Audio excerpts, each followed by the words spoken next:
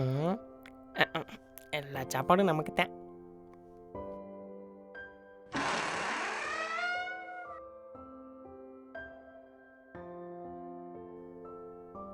ம்.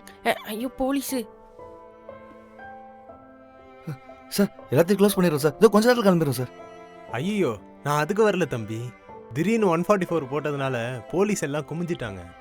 யாருமே சாப்பிடல. கொஞ்சம் சாப்பாடு மட்டும் அரேஞ்ச் பண்ணி தர முடியுங்களா?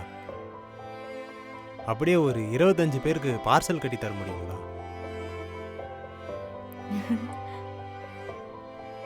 நான் தான் சொன்னல அன்பு, எல்லாமே சரியாயிடும்னு. சார் பார்சல் எதுக்கு சார்? இங்க பாருங்க, சுட சுட சாப்பாடு பாத்திரம் ஃபுல்லா இருக்கு. இவங்க 2 பேரும் எடுத்துட்டு வந்து அங்கேயே கொடுப்பாங்க சார். சரிங்க, அப்போ நான் வண்டி எடுத்துன்னு வந்து ஏற்றிக்கிறேங்க. கொஞ்சம் ஏற்றி மட்டும் விட்டுருங்க. சரிங்க சார், சரிங்க சார். ஓகே, வரேன்.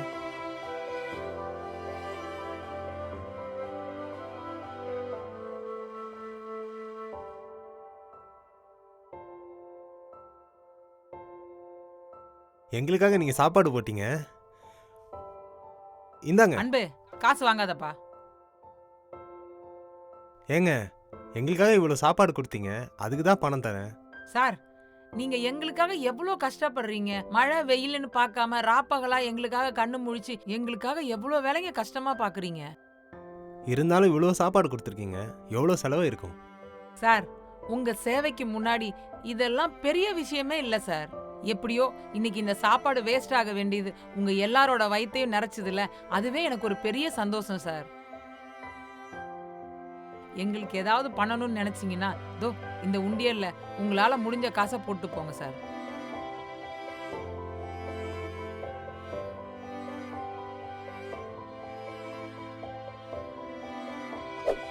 இட்லி கடை உங்க பிரேக் டைம் என்டர்டைன்மெண்ட் சேனலில் காண தவறாதீர்கள்.